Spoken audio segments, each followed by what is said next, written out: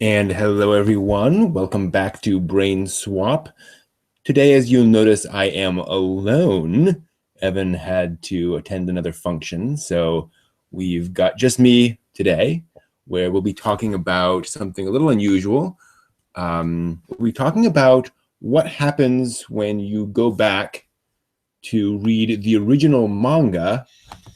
Whoa, sorry. Sorry about that. That sucked.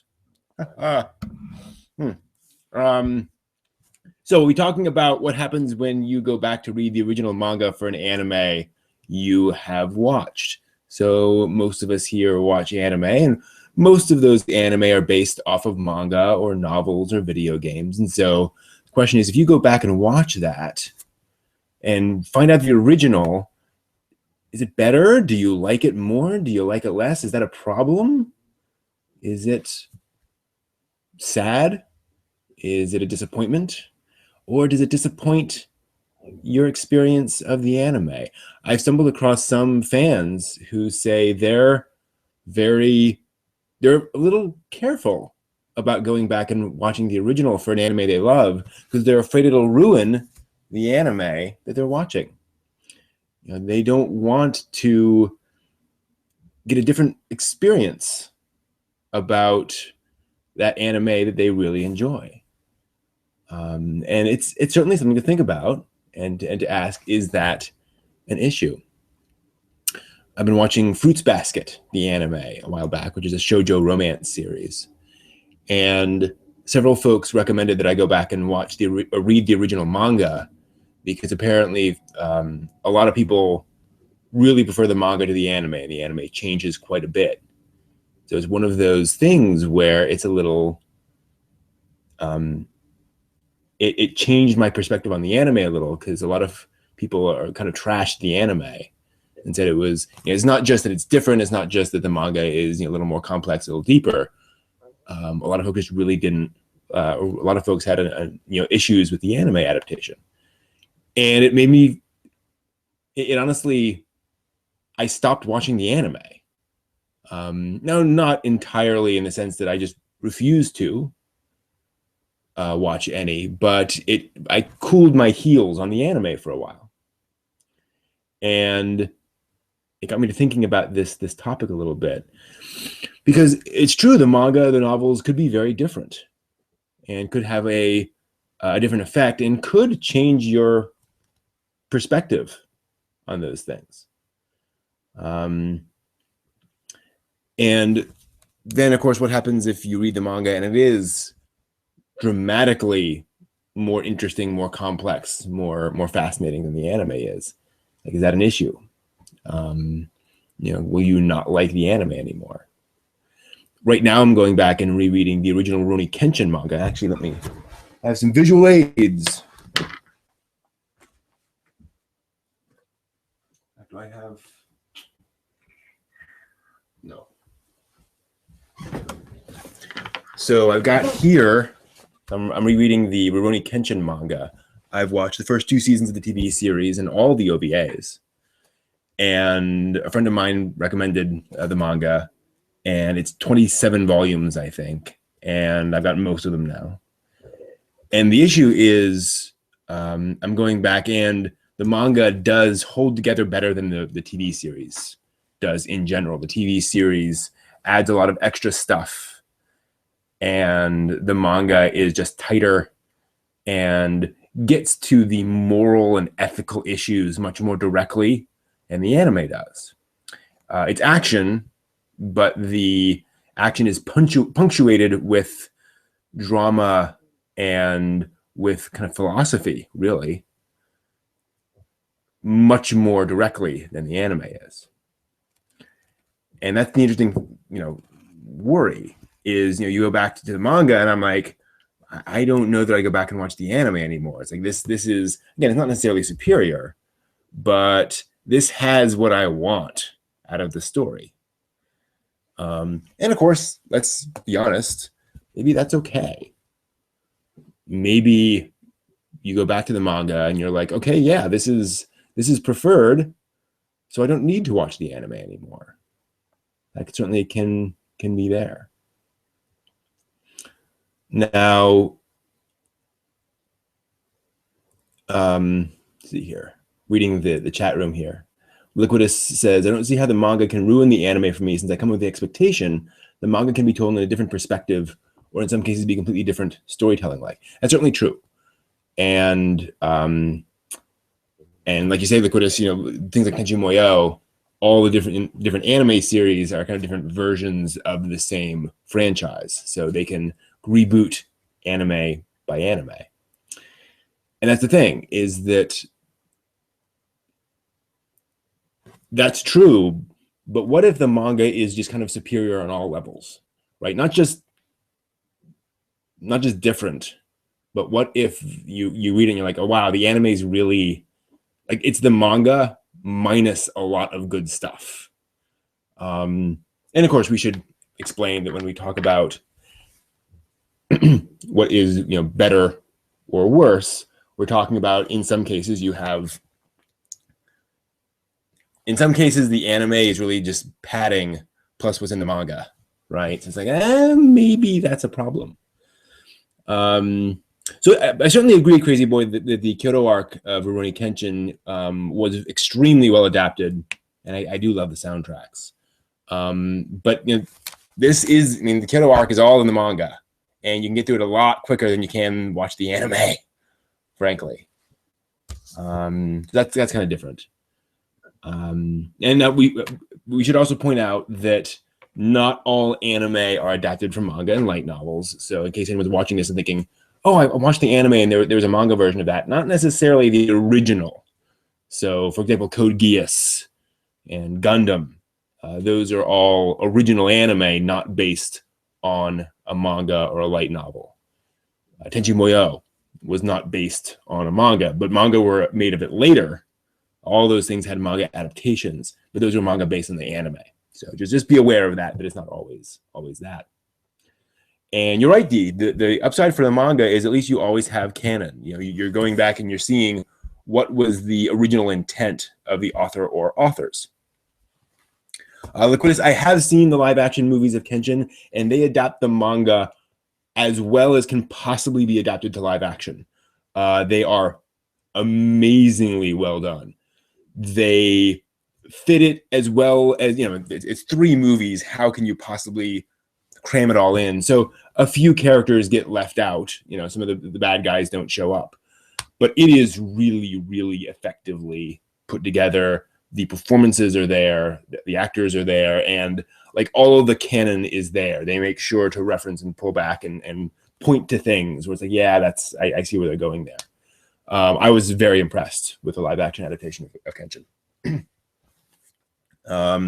And to your question, D, they don't, it's a little more realistic. So it's not quite as sort of Dragon Ball Z action stuff as in Kenshin. You know, Shinosuke does not have such a giant sword, but he has a big sword.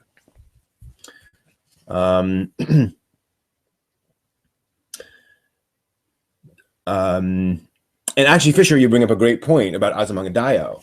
I read the manga before the anime came out, and then the anime came out, and I started watching it, and I was like, this is just the manga. Like, it's the exact same jokes, just the characters are moving.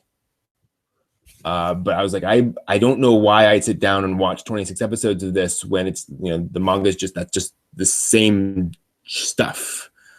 And so not that I felt bad for people watching the anime, but I thought, you know, you can sit down and watch, you know, just read 4 volumes of this in an evening, and you've got the entire anime series, you know, consumed and read, and the pacing's there, the action, you know, all that is there. Now, I'm sure there's, you know, there are a few extra jokes in the anime series, but that's one of those things where it's like, you know, sometimes the manga really has the punch.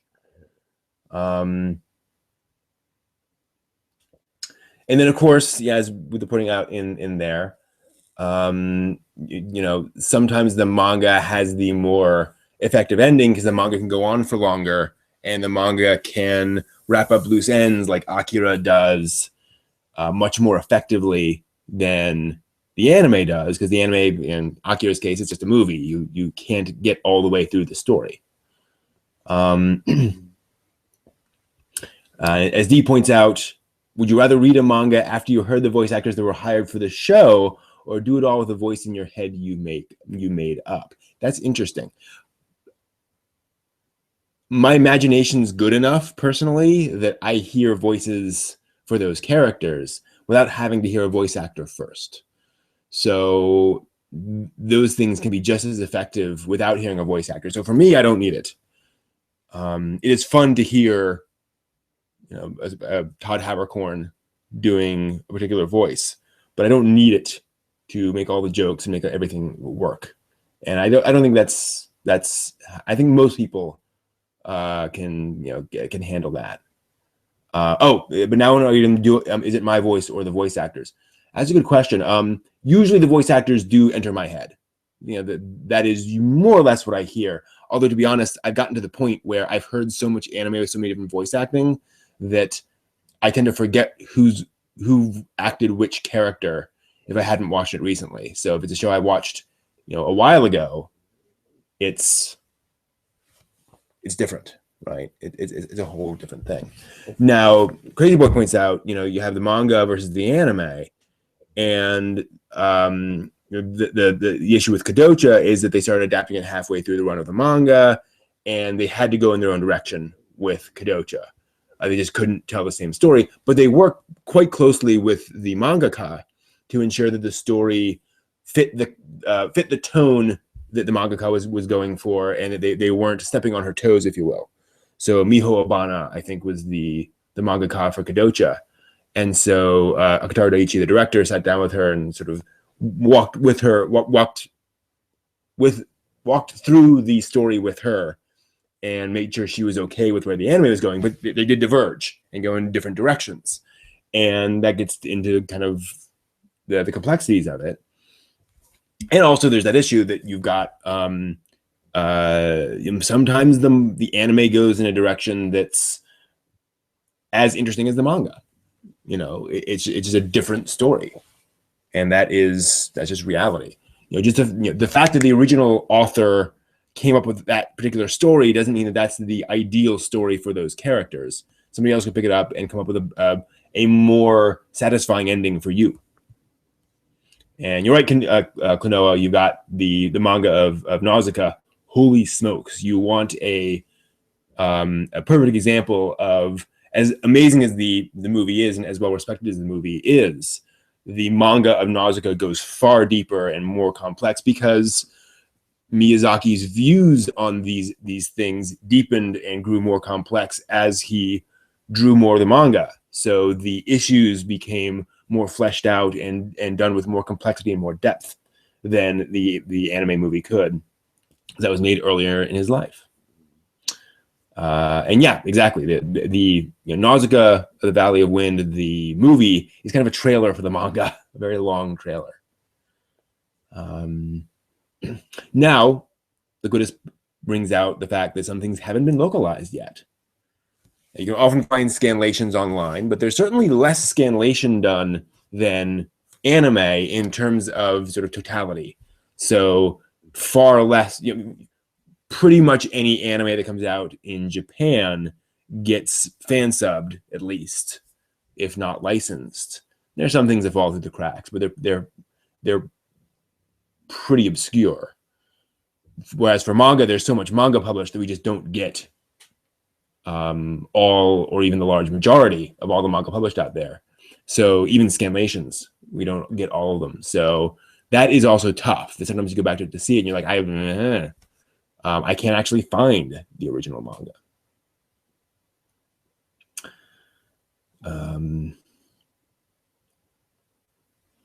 And yeah, folks who bring up Full Metal Alchemist, where the anime went off in their own direction, whereas they ended up going back and making Brotherhood to adapt the manga more closely. And which gets back to that problem with, you started halfway through and the ending hasn't been written yet. So you have to come up with your own ending because there is no ending for the manga at this point. So it's interesting that only 4 of the chapters of Unico were adapted into animation. Wasn't Unico a longer TV series? I thought Unico was a fairly long anime series back in the day. It's interesting. So Polly Bloom asks, what are your tips on making a manga character-wise? So that's a bit of a right turn from our topic, but let's talk about that briefly. On making a manga character, well, do you mean on making how to make a manga character wise, as in having wisdom, or how to make a manga in terms of character? Those are two very different questions. In terms of the characters that should be in a manga, I think the most important thing is to look at how those characters will interrelate. Do they naturally have tension with each other, and do they naturally have things to talk about? Okay, so good character. Especially in terms of manga, because manga stories tend to be more about the group of characters and how they interact. Definitely focus on those interactions. Make sure each character is distinct and has their own role in the story. A good example of this is, again, going back to Kenshin, you have a peaceful samurai, a samurai who refuses to kill. So that makes an interesting concept. And then you have a love interest, a girl, young woman, who is very feisty and who throws herself into trouble very easily, at least in the beginning of the manga. And so that creates natural tension and natural conflict. Then you have Sanosuke, who comes along and is kind of well, he's a fist for hire, basically. And he wants to fight Kenshin, initially just because he's hired to, and then later because he's intrigued by Kenshin and wants to prove that he's stronger than Kenshin. So that creates immediate conflict. And then he's constantly freeloading off of Kaoru, the girl, creates conflict with her. And importantly, it's not that they all don't like each other. It's the fact that they all have different goals and different personalities that all bounce off each other. So be aware of that. And that's one of the most important things. And then, as Dee says, find characters that you find interesting and like to write about. That's paramount, because if you don't, if they feel like they're like you have to have the little kid, but you end up not being really interested in the little kid, the dialogue for that kid's going to be dull, and so it's just not going to kind of work, right?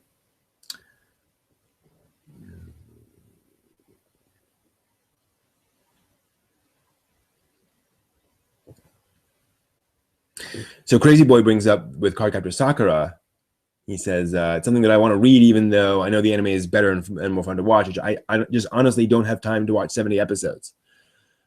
I've actually read, so I've watched and read pieces of the manga and anime of Cardcaptors, and what I've seen of the manga, I actually have been more impressed with than the anime. And again, not the anime is bad, but the manga for me works more, it's punchier, it kind of gets to where it's going more quickly, and there's more interesting, there's more to those relationships, and some of the character relationships in Cardcaptor Sakura I found a little creepy, and because they're not as fleshed out in the manga, they're not quite as creepy in terms of who has crushes on whom, at least of what I saw.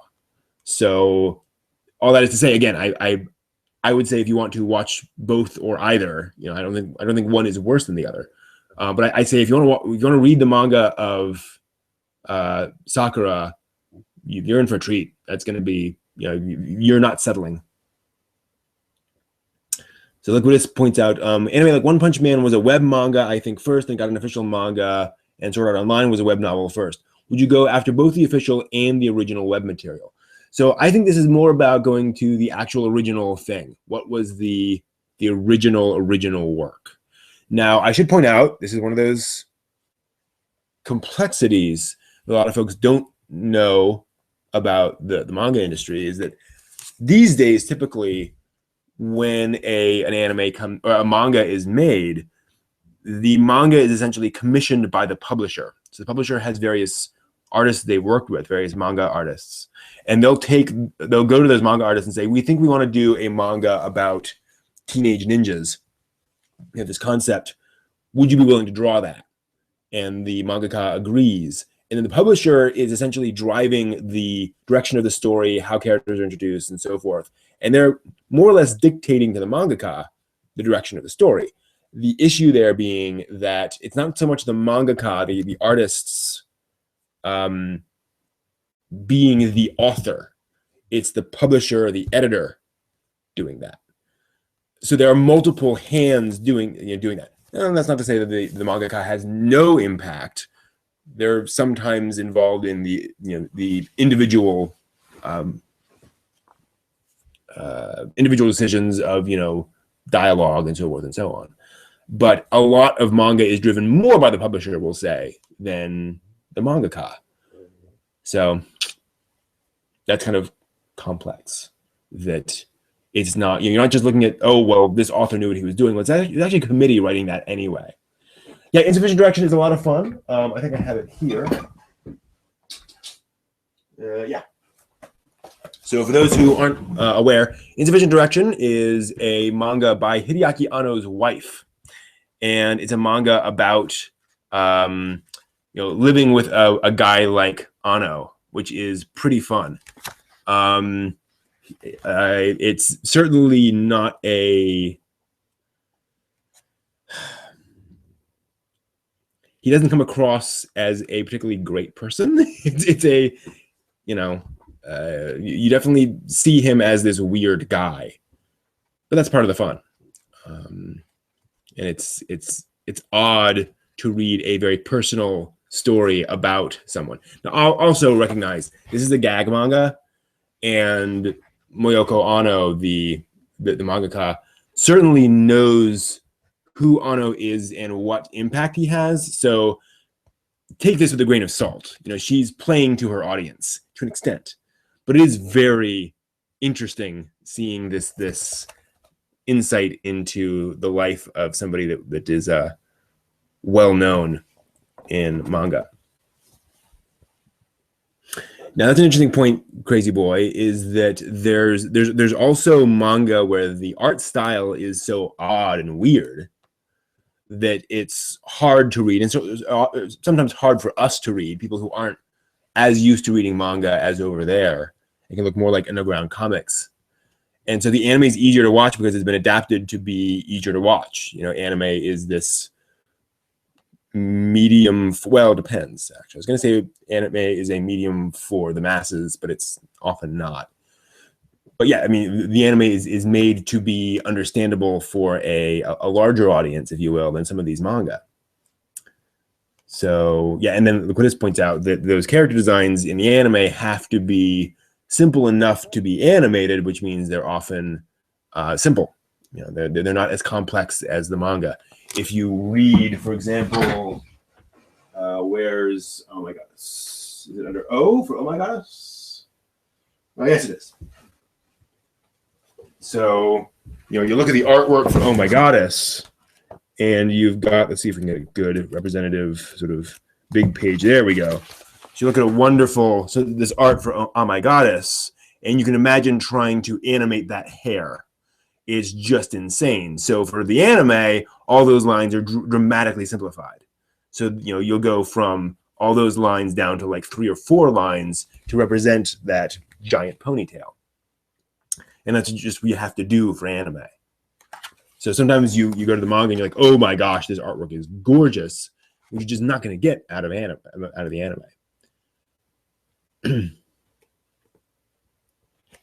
And yeah, and then you get little details, like what it says, like blue hair versus purple hair for Bulma and stuff like that. They tweak things for that. Some of that also has more to do with sort of larger licensing issues and larger licensing questions, where they know that they're going to have these characters in a variety of circumstances, and they're like, okay, we can do this with these characters, or we can, they're looking at the cast as a whole. Whereas sometimes when they're introduced in the anime or in the manga or in another medium, they're introduced so serially that you kind of lose track of who's who, and you realize, oh, there's lots of red hair in this for some reason. Let's pull back on that or whatever.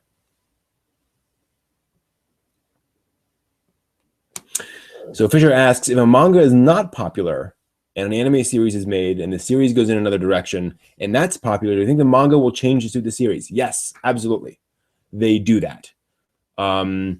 The success of the anime can absolutely inform the manga, because that tells them what's popular. It tells them what characters people care about. And so, yeah, they'll change and shift things around, because the publisher is watching the success of the anime series and what's working and what's not working, and what model kits are selling and garage kits are selling or not. And then they can go back as they're giving feedback to the mangaka and say, okay, everyone loves this character. Let's foreground them in the manga.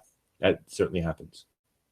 D asks, do they usually release the full manga series before making the anime? No. Normally they start the anime at some point during the manga's run, because, again, the point of the anime is to, well, the reason the publisher puts the money into making the anime series and is willing to make the anime series is because the publisher wants to make more money on the manga. They have this manga property to like make an anime series, and hopefully that'll work. Their primary goal is to drive sales of that manga. If the manga's done, why make an anime series out of it? That doesn't benefit the publisher. They could make a little money here and there, but they're publishers. Their job is to publish books. So yes, they will typically start making the anime partway through production on the manga. So I'm actually going to disagree with you there, Crazy Boy. Personally, I like the fact that it takes so long for Kiichi to confess in Oh My Goddess, because to me that's similar to a lot of relationships I see. I know a lot of folks who just go years before getting engaged or whatever, and I think it's part of the fun of the series, is seeing how they go back and forth and all that. And again, I came to this through Tenchi Muyo, so I have to be okay with a character taking forever to choose somebody, or maybe never choose. Well, it depends, Crazy Boy. Yeah, I mean, 2 years-ish. I mean, I see that's a reasonable average, but there's some that are much faster and some that are slower. Dragon Ball and One Piece are kind of unusual circumstances because of the success of Dragon Ball and the success of Dragon Ball. And they were looking to start another big shonen title with One Piece. And that was really going places. One Piece actually was kind of a surprise hit. Folks didn't really expect a pirate manga to become so widely popular. So that was I wouldn't say a slow burn, but folks weren't expecting that to take off quite so much. Now, Klonoa asks, is it natural to seek out the manga if you don't like the style of the adaptation? For example, I think the modern art style of Parasite looks off, but I feel the manga looks more fitting. That's a neat idea. I don't know if it's natural or not, but I think it's a good idea. I think it's a good thing to do. That if you're looking at it, you're like, I know there are neat ideas in this anime, but I'm just not up for the art style. Going back to the manga can be a great way of doing it. D asks, we've talked a lot about manga, but do these same rules of release and testing the waters apply to light novel series? Yes, in general, they do. Novels are a little different because an anime series is going to adapt that in a different direction, potentially. And because light novels are released so much more quickly than manga, you don't have to draw it, you're just typing. So you can get 2 or 3 novels a year in your light novel franchise, that it goes in so many different directions. The light novels can and often do. So the anime is not going to adapt the light novel very closely. It's rare to see an anime series adapt light novels closely. So that's the big difference. But in general, yeah, once those light novels have started really moving, then you can move on into anime. I think there's a much longer lead time for light novels, though, because you need to kind of build up that. You're not getting issues every week of those light novels, right? So you need to wait for there to be a couple of volumes of that out, and for the fandom to really build before you're ready to make those adaptations. So often you've got a lot of volumes, of those novels out to actually, before it's time to make an anime series, if you will. But I don't know.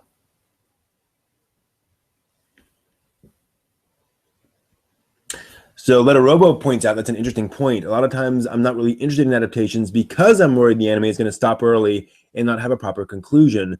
And so I'll go straight to the original or translated. It's a good point. Sometimes the anime stops. I actually find as often the opposite, that the anime at least has a defined endpoint. They're not going to make 300 episodes of most anime series, whereas the manga can trail off. And we've had plenty of examples of manga that kind of go for 6 volumes or 8 volumes and then just stop. Same thing with light novels. There's just no ending. So that can be a real issue. So it kind of depends on that.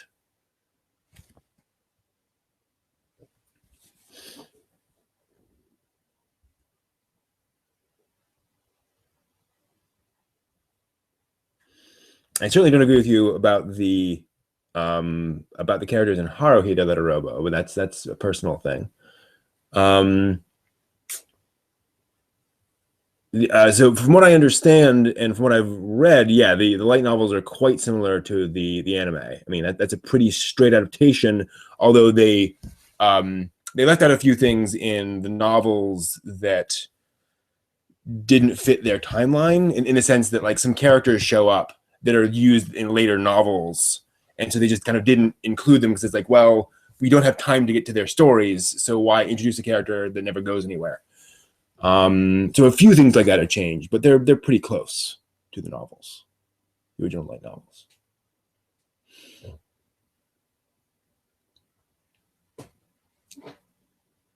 And yeah, and then you get things like first-person perspective in novels, which is pretty common in light novels, first-person perspective on the events, and that definitely is not what you get in an anime series most of the time. It's one of the reasons why Haruhi was so interesting, was because we did get things from Kyon's perspective. One of the few anime that actually tried to do that, and I think they did so very effectively.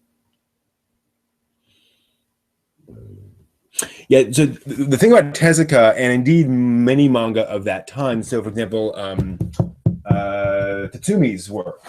So where's Pushman? Yeah, it's no. Where's Pushman? So Yoshihiro Tatsumi is a contemporary of Tezuka who did these very dramatic manga back in the day, and I think they're pretty brilliant. But they're in this sort of classic 50s, 60s style.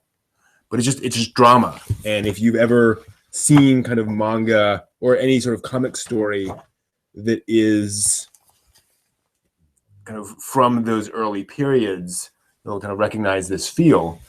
But like, there's basically no comedy, there's no nothing. It's just straight, serious, dramatic stories. And it can be hard to get used to. And same thing with Tezuka, is that they were telling dramatic stories with the art of the time.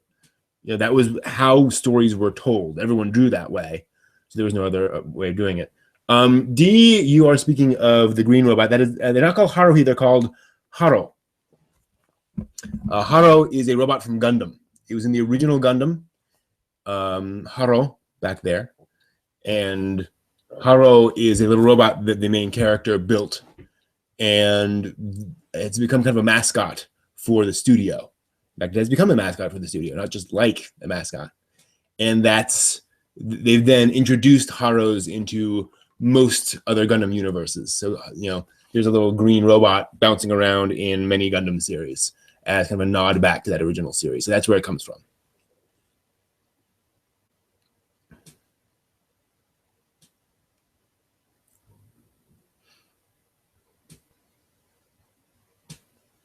And yes, it is the green dot on the Sunrise name. And when you see the Sunrise logo, they have a little bing, bing. That's a Haro, Haro. It's a little callback to original Gundam, and a reference to their most successful franchise by far.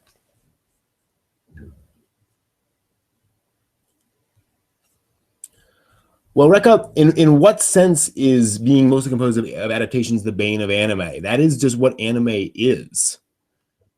If that's bad, then Naruto, One Piece, Mushishi, The vast majority of the anime that Grave of the Fireflies is bad. Nausicaa is bad because they're all adaptations. To me, that's like saying that the bane of French cooking is the fact that they use lots of sauces and butter. It's like, well, that's just what they cook with. That's a fundamental to the experience. I don't know what other way of doing it other than being original, other than just telling original stories, and those don't sell. People just don't watch original stories as much as they watch adaptations. That's the reality, and so the industry can't survive off of original works. And also, to our earlier point, anime is not being funded by original works. They're being funded by publishers going to anime studios saying, "Here's money to make this." Original works are much riskier, and studios have gone under. Original works have killed anime studios in the past. So you got to be careful of that. And then again, I'm not saying that there should not be. Sorry, I'm updating a Mac in the background. I'm all for original stories, but the reality is they don't pay the bills. They don't keep the lights on for those people who actually make it. So D asks, when new anime are released, are they played widely on networks, or are there a few specific networks? Kind of both. There are. So anime is shown on most of the major networks in Japan, but they're almost only shown like late at night, like from midnight to 3 a.m. in Japan. And they're not advertised outside of those hours. So you wouldn't know that a particular title is being shown there unless you looked it up and said, okay, Sword Art Online is airing at 12:30 at night on Tuesday or what have you. So yes, they are there. Now, different networks have different amounts of them. So TV Tokyo, for example, shows a lot of anime. The Wow Wow satellite network shows a lot of anime. Others show less anime than that. So some show a lot, some show very little, some show basically none at all. But I don't think you're going to find a TV station in Japan that doesn't show any anime. It just might be one educational show for kids, for example. So yes, in terms of TV anime, folks are definitely, it's there and available.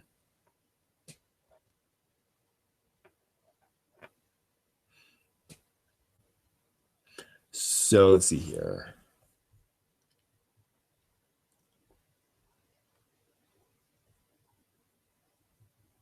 And again, I disagree that they're a financial crutch. That implies that a crutch implies that it is unnecessary, and it is necessary. And I disagree that originals are a disproportionate part of great anime. I fundamentally disagree with that. Again, Grave of the Fireflies, Nausicaa the Valley of Wind. The list goes on. Rurouni Kenshin, Akira. And certainly there are great original anime, but I think proportionally, no, I disagree. Polly asks, can an old manga that is out of print that has a successful anime come back one day? I'm sure it's possible.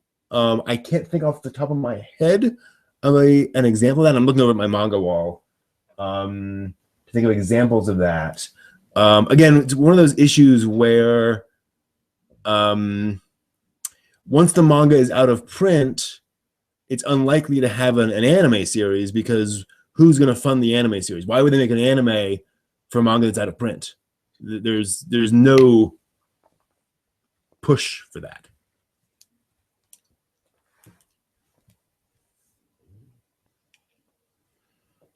So it's the situation is so rare that it doesn't really.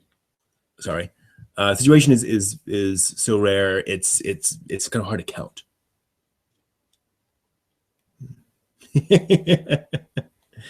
Yeah, and to that point, Crazy Boy, it's interesting how different art styles have an effect. Like you, I can watch Rose of Versailles and not have a problem, even though it's 1979. But Fist of the North Star that came out 5 years later, that art style just ugh, it's ugly to me. And again, I don't mean that in a negative sense, but I think that that's the thing.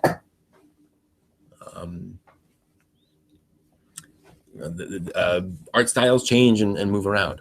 And I think also it's an interesting point about the importance of being able to talk and able to watch and talk about old styles without just looking at them as old. And it's one of the nice things about you guys is that, you know, we are able to watch those older shows and recognize it's just a different art style. You may like it or not like it, and that's fine.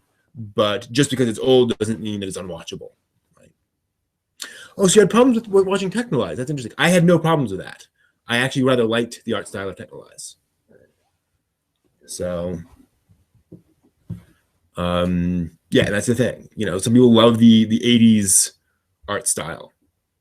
And, you know, I'm just kind of neutral on that. You know, it's just, it depends on your tastes. And it's a nice thing about there being so much freaking anime out there is that we can always find something that fits our taste. You just have to dig. You know, you have to look, right? I gotcha, D. Yes, so you're right. Technolize has very little verbal interaction. And it's a weird show. There's a lot more talking later in the show. For what it's worth, it becomes very talky. And it's kind of one of its downfalls, if you will, is that it does become this kind of monologue fest. Well, in dialogue, I guess, but it just becomes very talky. And sometimes too talky.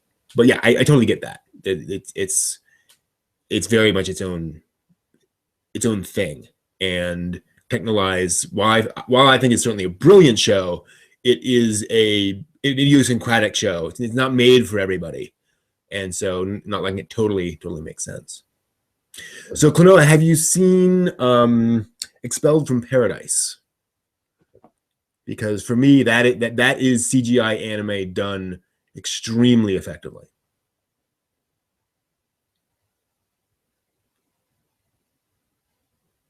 And you're right, Liquidus. A lot of kids don't. I'm sorry. Yeah, a lot of kids don't watch anime older than they are. I don't know if that's necessarily specifically tied to like the year I was born. I think it's just that art style changes significantly. That and you know, we have a lot more cells now than we used to, if you will. Although you go back to the 80s and 70s and they were just pumping it out. But I think it's certainly true that you get used to how things look right now, and that's correct, or that's best. That's what you're used to. And granted, you know, you get to, you know, somebody watching. I'm trying to think of good examples of anime right now. But you're watching the sort of high quality visual animation you see now, and you go back and watch some of those shows in the day, and they are very different. And it's also what you grew up with. Like I grew up with stuff in the 80s, and I love stuff from the 80s. I can watch 80s stuff all day, generally speaking. And that means that that's the kind of stuff that works for me. And whereas other folks, even from who are born earlier than I, look down on that stuff, it's just the thing.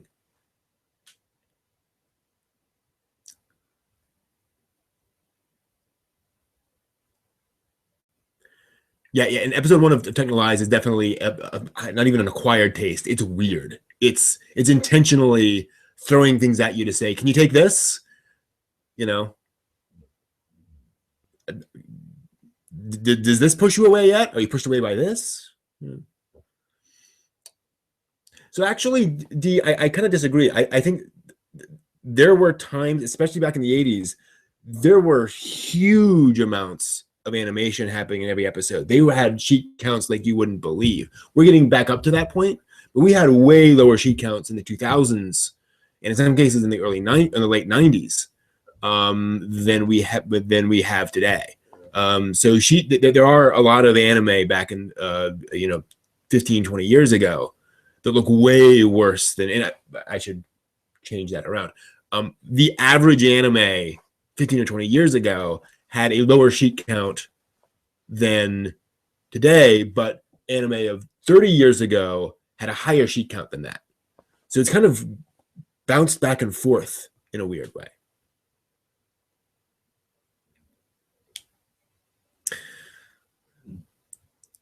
That's an interesting point, Letterobo, about Grave of the Fireflies being interesting as an adaptation, is that kind of authorial intent question, where Grave of the Fireflies was a short story, actually. I sometimes call it a novel. It was actually a short story. Well, like a long story.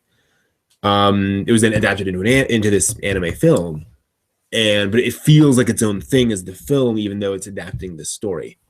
And so it's kind of hard to say what is the intended message of this story, especially when Takahata, the director, had very strong feelings about the story he was telling in that, as opposed to what the manga was. And folks are bringing up in Ghost in the Shell. Ghost in the Shell is not, it's barely an adaptation of the original manga. It's almost its own story with its own characters. I mean, it's somewhat difficult to map the Meiji Kusanagi of the first Ghost in the Shell film to the one in the manga. They feel like quite different characters, much more so in 2.0, Innocence. And I'm sorry, Innocence, not 2.0.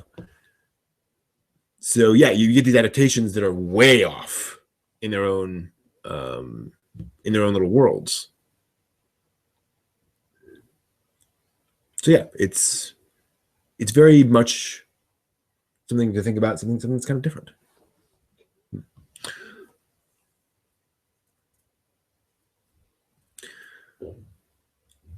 And that's one of the reasons why I think it's important to bring up this question of what makes for, why you go back and read the original manga, because that original manga may have had a different authorial intent than the anime did. And that's not necessarily a good or bad thing. It just means that each staff was trying to say slightly different things, or sometimes quite different things, with that source material. And so it's that question of how you do that. Crazy Boy asks, isn't the major a combination of both the manga and film in the TV series? Could be, I'm not sure. But that certainly also happens. And that's also another complicated thing, is sometimes there are multiple versions of something which then get kind of worked into the anime. So I mentioned the Boogie Pop franchise, where there was a series of novels and a live action movie. And both of those were used as kind of source material or reference when the anime series was made. So when the anime series came out, they kind of assumed you'd read either read the novels or watched the movie. And that brings its own assumptions into how the anime works out.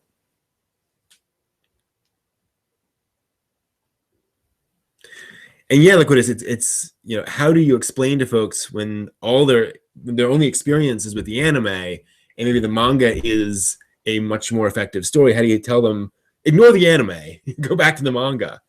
I think that's hard. Sometimes you have to give up. Sometimes folks just aren't going to listen. But also, I think that is a worthwhile thing sometimes to say, hey, if you don't like the thing, and that's where it gets complicated, where I think it's a problem when folks say, if somebody else likes the anime, I think it's problematic when folks come in and say, oh, the manga is much better, right? It's one thing to say, check out the manga. Like, the manga is really interesting. But when folks kind of denigrate the anime to somebody who loves it and says, oh, just go read the manga and kind of forget the anime exists, I think that's a problem. But coming in and saying, somebody who maybe has heard of the anime, and then saying, check out the manga. The manga is kind of interesting. That's where things really are interesting, I think. And you're right. Yeah, Devilman inspired Evangelion. A lot of things inspired Evangelion, to be fair. It has a lot of interesting intakes. D asks, would I be able to fill as much time reading the manga than all the story arc episodes of anime combined? Certainly not. The manga, you say the manga will be too short. I don't understand that statement. If you read the manga, you will spend much less time than you will reading the anime. And isn't that a good thing? Because then you can get through what would have been, 4 or 5 anime series, or but just by reading the manga.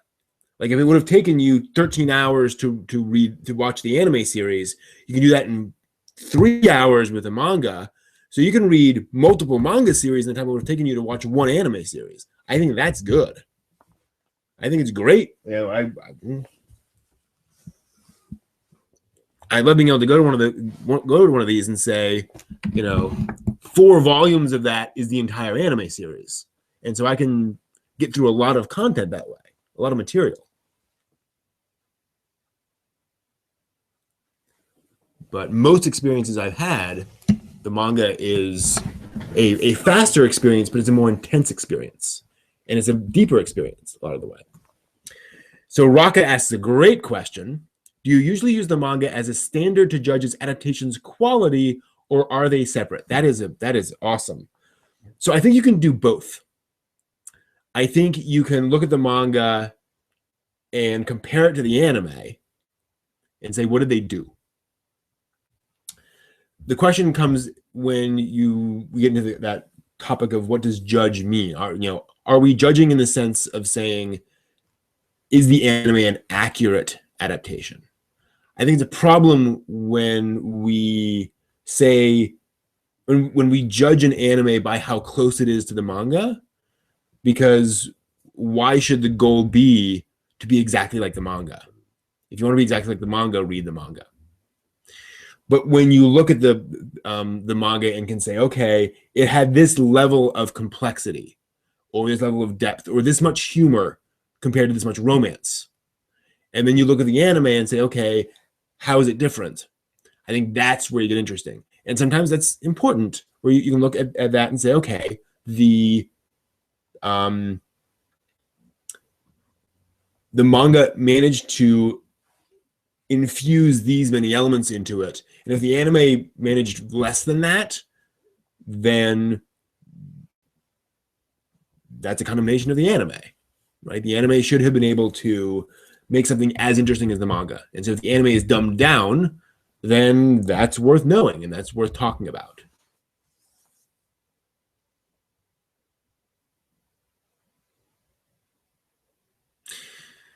So that's interesting, D. So so D says, I think music and camera motions make it more pleasant to watch an anime version. I am not that way, because when I'm reading the manga, I am seeing it moving.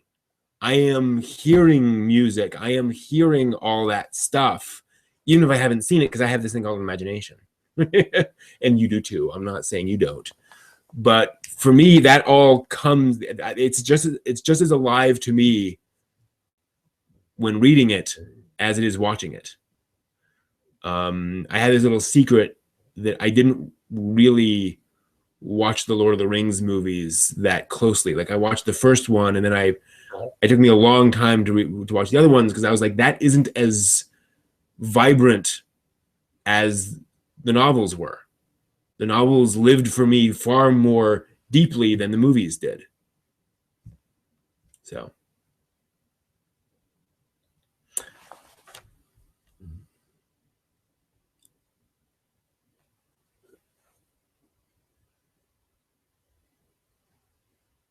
And as Fisher points out, sometimes you can get the anime much more easily than the manga. So that's just certainly something you got to deal with. So Trigun's an interesting story, and this is worth getting. It's a perfect example of how things get kind of complicated. They started adapting the anime way early in the story of the manga. And the staff checked out the manga, and then they had one meeting with Yasuhiro Naitao, the mangaka, to kind of go over that. And they pitched to him the story they were going to tell in the anime series. And he was nowhere close to any of these, any kind of ending. He didn't even know, and by close, I mean, he did not know what the ending was going to be. So he couldn't even give them an ending to go towards. And so they pitched the story that they were going to tell.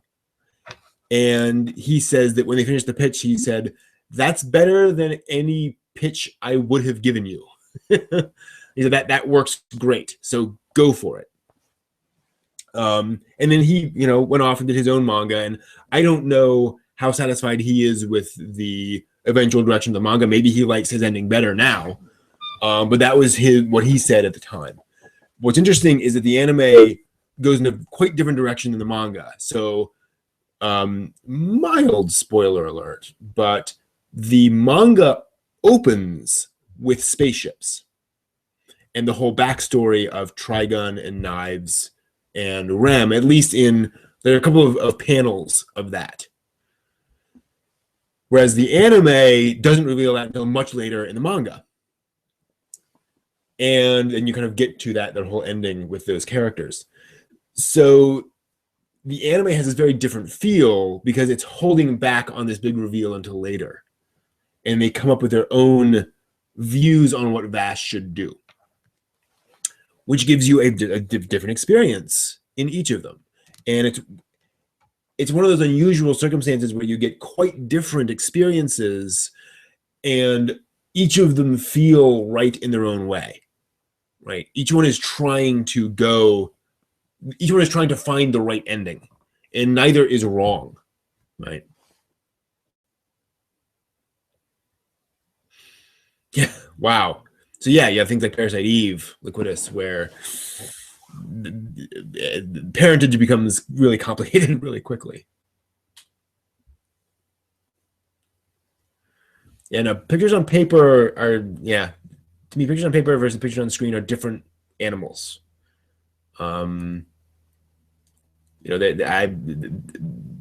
the fact that they're moving does not make it better for me.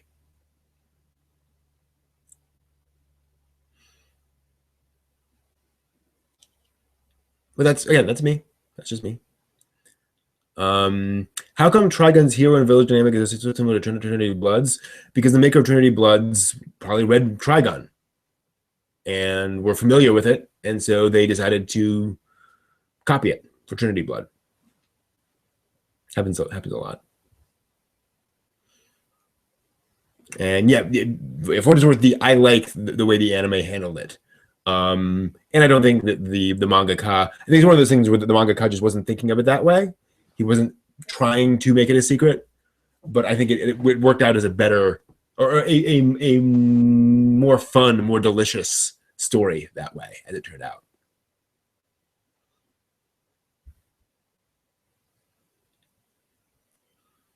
But again, this is one of the cool things. We can all have different perspectives of things. I don't know, Crazy Boy, about the author of His and Hers perspectives on Anno. I haven't heard one way or the other on that. May well be.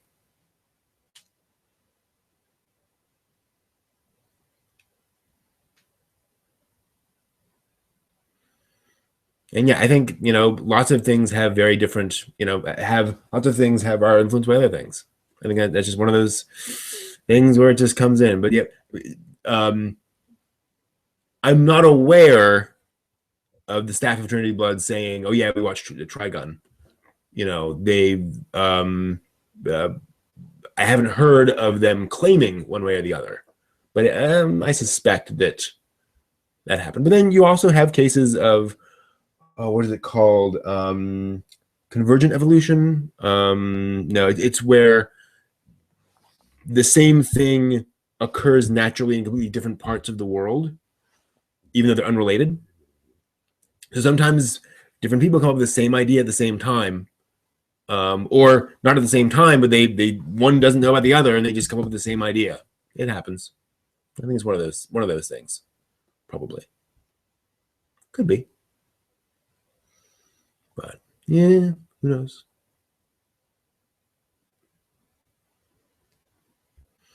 It's interesting, Raka, that Anno left 18 episodes in, and the author didn't agree to continue to adapt the series, which is why it kind of stops. Fair enough. Personally, I love the fact that it stops at that point. I really enjoy that. That sounds to me a slightly suspect story, considering the fact that I think it is. Let me double check. Because I thought it was just the right number of episodes. His and Hers.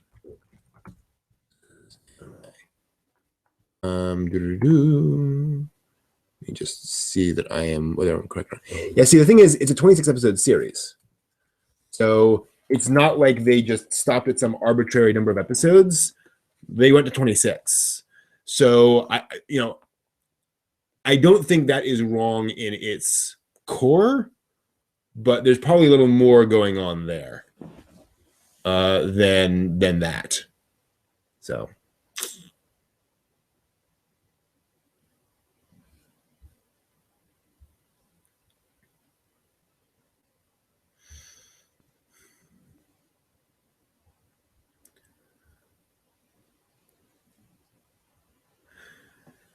Yeah, we're certainly seeing a lot of reboots, although there's a lot of, we're certainly not, this isn't the only time when that's happened.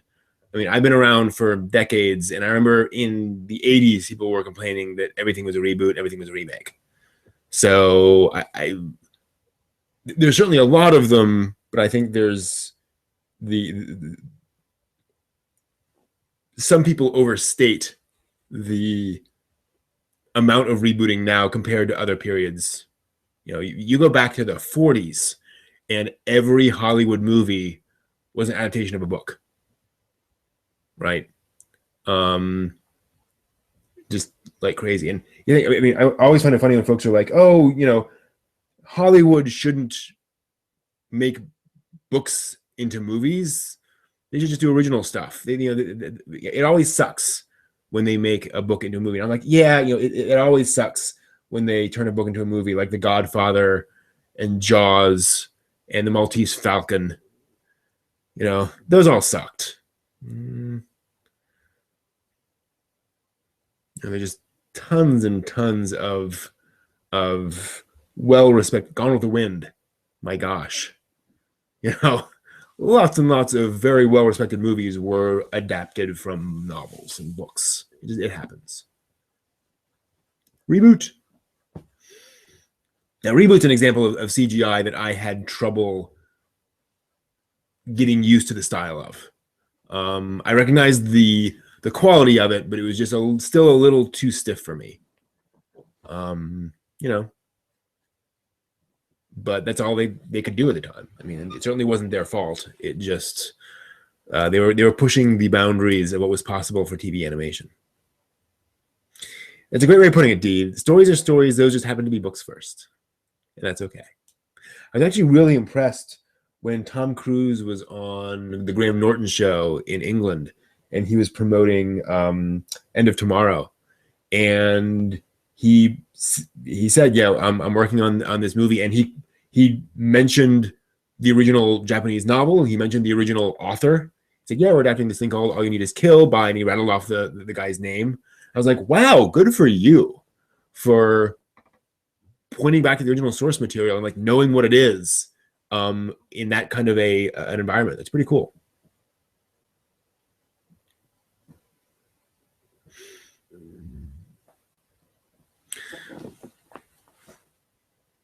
Yeah, we're going through another one of those cycles, Liquidus, on adapting anime into live action. There's I think about 10 years ago, there was another cycle on that where, they're going to do Akira. There's a whole attempt to do that. But yeah, those are certainly picked up in recent years. And then there's certainly got a significant number of live action adaptations of anime. Blood the Last Vampire, DBZ Evolution. And you're right, Letter Robo. An important thing about adaptations is the time investment the viewer is willing to put in, right? Especially if there are multiple adaptations of a thing, multiple versions of a thing, it's worth thinking about where to start. Like, what is the best place to start given the amount of time you have?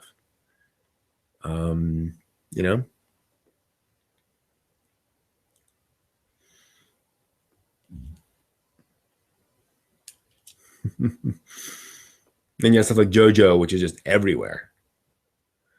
Yeah, Ano adapted Cutie Honey to live action. That's a trip.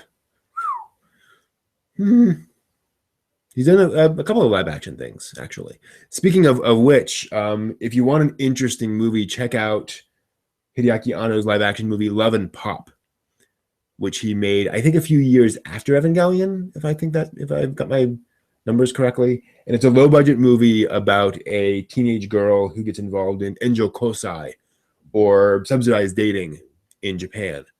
And it's interesting too because it explains why subsidized dating is why it's a thing, and it's still creepy, but it's not as creepy as I thought it was.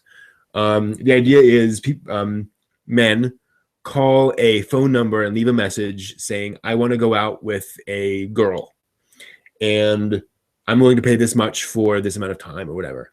And girls take the messages and decide whether to go out with you or not, and sort of call you back and so forth. And then you go out on a date. And so the guy is paying for the company of a girl on a date.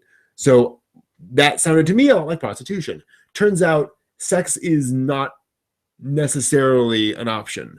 It might be, but you don't have to do that.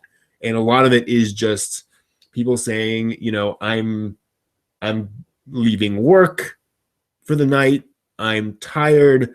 I'd like to have a meal with somebody, and my regular gang is unavailable. I just like to have a meal with somebody, or whatever. Then it gets kind of progressively creepier, but it's not too bad.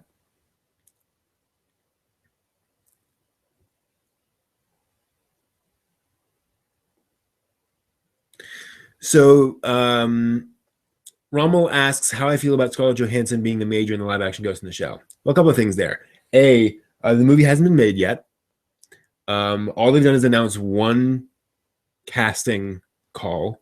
So I think it's very early to make any judgment calls about the movie. I think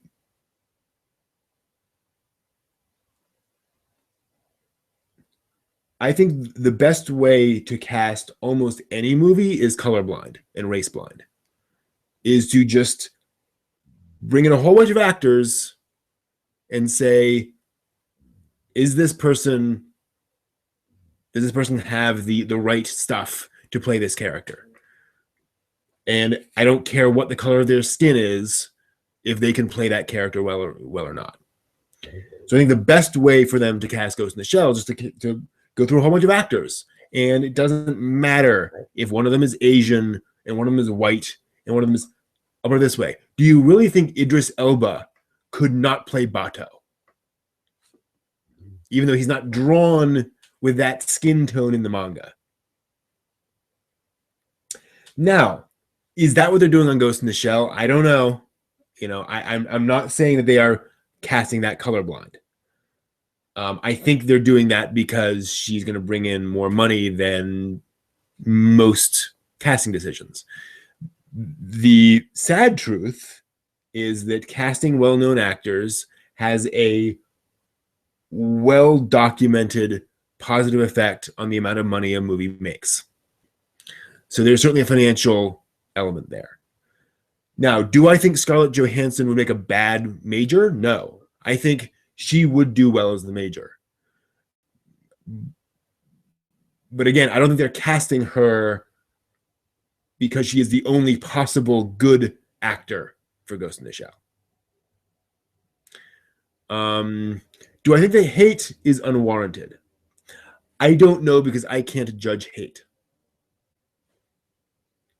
Right? I think, as with everything, I'm going to judge the movie based on the movie itself and based on how effective the movie is at being a movie. And I think anything else gets jumps the gun. I'll put it that way. How do we know? Raka asks whether it's based on the manga or the TV series. It's a good question. I don't know. They may be basing it on Standalone Complex or on something else. We don't know that. It depends on how they license that and what they license. They may have licensed the manga, not the anime. It's likely that they licensed the manga, and so it is some form of adaptation of the manga. Just because the rights to the anime would be a lot harder to wrangle, because the anime is going to be owned by a lot more people than the manga will, right? So it's more likely they're going to go closer to the manga source material. Well, I say closer to. They could go in different directions, but I think that's probably what they licensed. So yeah, who knows? And yeah, and you get different, adaptations adapt. They go in different directions, like Sailor Moon. Well, Standalone Complex, D says Standalone Complex is targeted to a more Japanese audience, and it is certainly dealing with elements of Japanese culture and Japanese social issues more than more sort of universal social issues. So you're right; it is definitely aiming in that direction. I thought, speaking of that, I don't know. I have not seen the live action Kite or Kite movie, but I do want to. I'm very curious to see how they adapted Kite into live action. Well, part of the hate for Ghost in the Shell is that two words, Dragon Ball Evolution, right? Fans expect these movies to be bad, and so as soon as they see a something that they think is confirming their bias, they jump on it. It's fun to be proven right. And so a lot of fans think this is a signal that their assumption that the movie is going to suck is correct. Again, it might suck. It might not suck, but I don't know.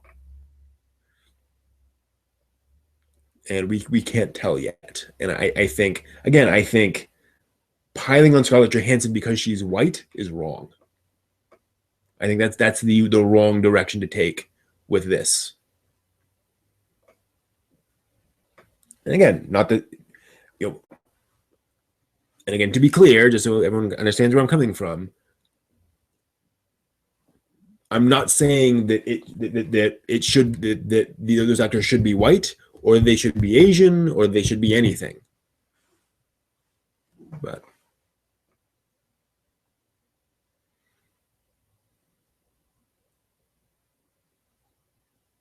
well, yeah, you're right, D. People don't want something that they love to be seen by other people as bad. People don't want to believe. Dragon Ball fans don't want folks to watch Dragon Ball Evolution and think that that's what Dragon Ball is. The funny thing is I think that people overstate their fear on that. I don't think that many people watch Dragon Ball Evolution and assume that the Dragon Ball anime series was exactly like the movie. I don't think we live in that kind of society anymore where people jump to that conclusion that fully.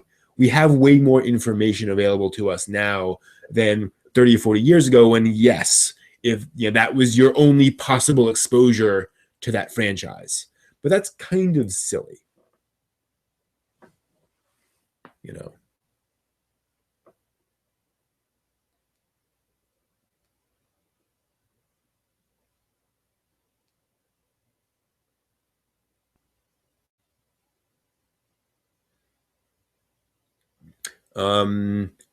Does Hollywood have any good live action anime adaptations?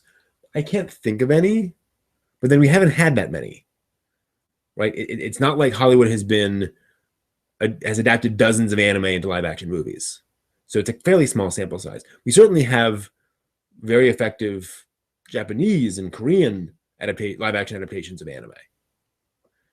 But again, Hollywood's operating according to its own rules. Its goal is not to make a faithful adaptation of anime.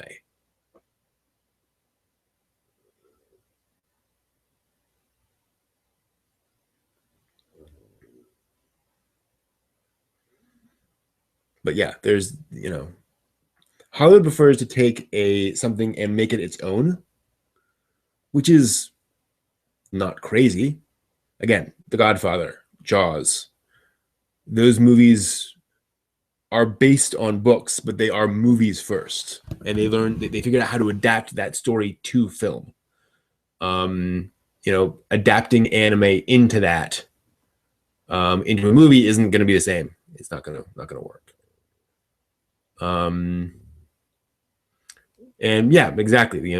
Harry Potter is a good example, and I'm one of those people who read the books and watched some of the movies, but realized that the books were what I was more interested in the movie adaptations, because the movie adaptations just couldn't include all the stuff that's in the books. And I thought the movies were very impressive adaptations. But that doesn't mean that the movies were the wrong fit for their audience, right? There's some people who are going to be fans of the movies, and some fans of the books, and some fans of both, and that's good. We can have different perspectives. But and that's another good example where there are a lot of folks who only know Harry Potter from the movies, but I don't think there are very few people who don't know that there are books of Harry Potter, right? They may have never read the books, but they all know that they're there. They know that this is based on these books, and the books are not exactly what the movies are. So I think folks are a little crazy on all that. But what did I think of the second half of the 2003 Fullmetal Alchemist? I have not watched the 2003 Fullmetal Alchemist, so I don't know. I watched the first episode of that and was not really interested in it. I really just didn't like the characters in FMA, so it just turned me off. And again, that's just me. Is there an original anime that was adapted into a manga? Yes, absolutely. Kenji Moyo, it's a good example. El Hazard, both original anime adapted into manga. Cowboy Bebop, there was a manga adaptation of Cowboy Bebop.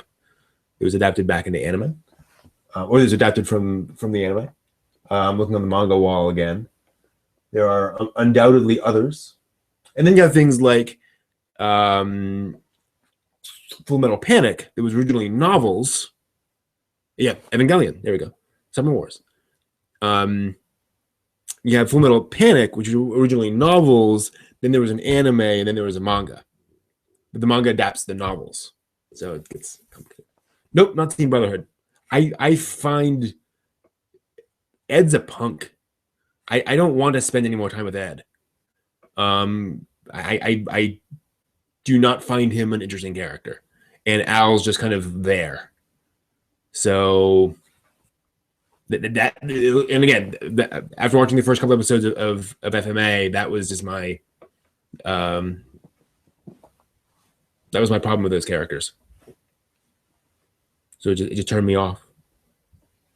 But yeah, it happens. But again, there are relatively few original anime that sell well enough to warrant a manga adaptation.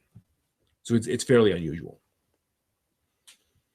Yeah, Black Hawk Shooter was a song first, and then the anime, and then other stuff. It was a Hatsune Miku song first, as I recall.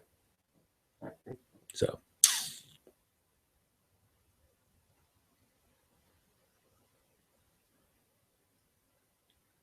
What do I think of Nagi no Asakura? I'm not familiar with it, I don't think. Nagi no Asukara or Asakura? Asukara, Lull in the Seas. Oh, this. I have not seen Nagi no Asukara, but I'd like to. I like what I've seen of like trailers and such, but I haven't actually gotten to it yet. Too much anime to watch. What anime have I watched recently? There was something I was watching. I finished the most recent season of I Can't Understand What My Husband Is Saying. That was a lot of fun. I don't understand. I do not watch seasonal anime. No, I will sometimes watch anime that's coming out right now, but I don't follow it. I don't watch it every week. Seiyu's Life. I watched some episodes of Seiyu's Life. I think 9 episodes of Seiyu's Life, actually. Interesting perspective on the voice acting life, and it seems accurate as far as I'm aware. So that was neat. Interesting, Crazy Boy, that the FMA fans are more attracted to the side characters. Yeah, I'm not, and I totally get that, but for me, I'm not willing to kind of put up with main characters for that. Main characters I'm not really interested in. At least for that show. Have there been any real Hollywood adaptations of anime? Good point. There really haven't been. I'm sure there's one or two. but in general, Hollywood hasn't really adapted that. Oh, Street Fighter. Yeah, wasn't Street Fighter 2? No, it wasn't, a video game, not an anime, of course. There was an anime of it, but it wasn't.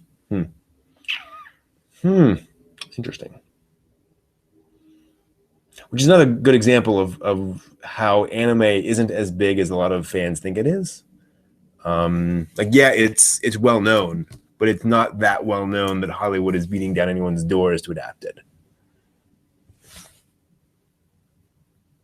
So, and by the way, the reason I don't watch seasonal anime is not because I think current anime is bad. It's just that I just don't have those kind of watching habits. I tend to watch multiple episodes at once. I tend to kind of batch. I came to anime during the VHS and DVD days when we got anime in 3 or 4 episode chunks. So I'm just used to watching anime in those at that pace. So it's kind of hard for me to wait every week for a new episode. I'd rather wait until it's all out and then watch it in a couple of different swaths. Has there ever been a Korean manhwa adapted into anime? Yeah, a fair number, actually. I can't remember any off the top of my head, but I'm sure I've seen some manhwa adapted into anime. It happens. What anime that I have watched do you consider to have the best animation so far? I don't know what the term best animation means. Because there are so many different aspects to animation in terms of consistency, in terms of number of frames being thrown at me at the time, in terms of the art style. So, for example, I love the art style in Quiet Country Cafe, an OVA from the 90s. If everything was animated in that style, I'd be happy. It's just, to me, absolutely gorgeous and perfect. But that's my view. And it certainly was not, there's not a lot happening. So it doesn't have the motion of stuff. And then if you're looking at pure, again, consistency and all that kind of stuff, you have it's hard to avoid bringing up Akira. Just, again, so many drawings per second, so consistently. But then that was the highest budgeted film ever made in Japan at the time. And I don't particularly like it, to be honest. I don't like it as a story. So it's certainly high budget, but is that really the goal, right? What does it mean when you say, well, that is beautifully animated because they just poured massive amounts of cash into it? Okay, but that's easy in the sense that when you have a giant budget, then it's going to look better than the average thing. And you look at something like Serial Experiments Lane, which I love because it was so low budget, and yet when watching it, I don't pay attention to the animation and the relatively low sheet count and all that. They find ways of keeping my eyes engaged with the visuals. And so I'm impressed with the animation on that level. So yeah, my brain can't really delineate in terms of that. And then you see something like Cowboy Bebop, where there are some beautiful sequences all the way through. And then a lot of sequences where the character's just kind of standing around still. So it really depends on what you're looking at.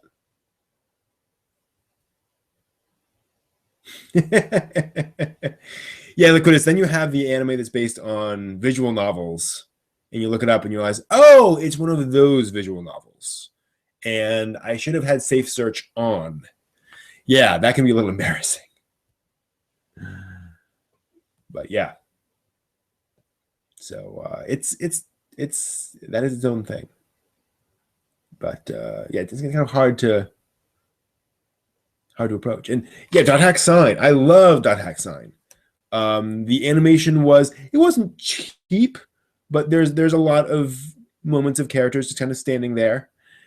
And the scenery is gorgeous. And of course, that Yuki Kajiura soundtrack is fabulous. I bought all those soundtracks, like the actual CDs, because I wanted to support the the soundtrack and the show because of that. And yeah, so you got stuff like that where this is just, it's lovely, but is it the best animation? I don't know.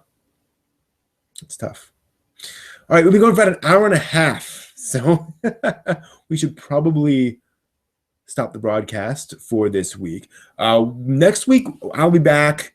It might be me and Evan. We are trying something a little different. He's going to be out of town, but we're going to try to Skype him in.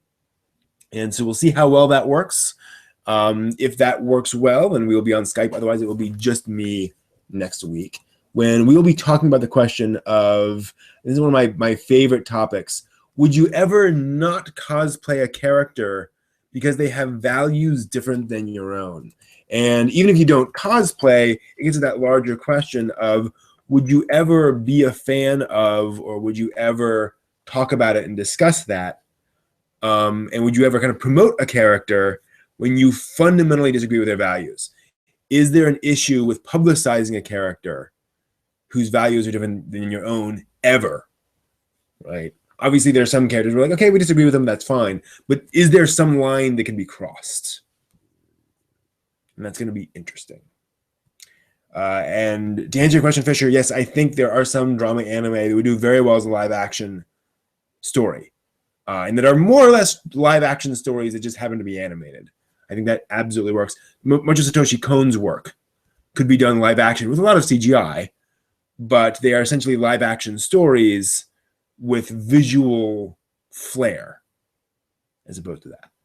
So thank you all so much for joining us, and I hope you will join us next week for that discussion about values. That should be an interesting one. So thank you all very much, and I will see you next week. Have a good week. Take care.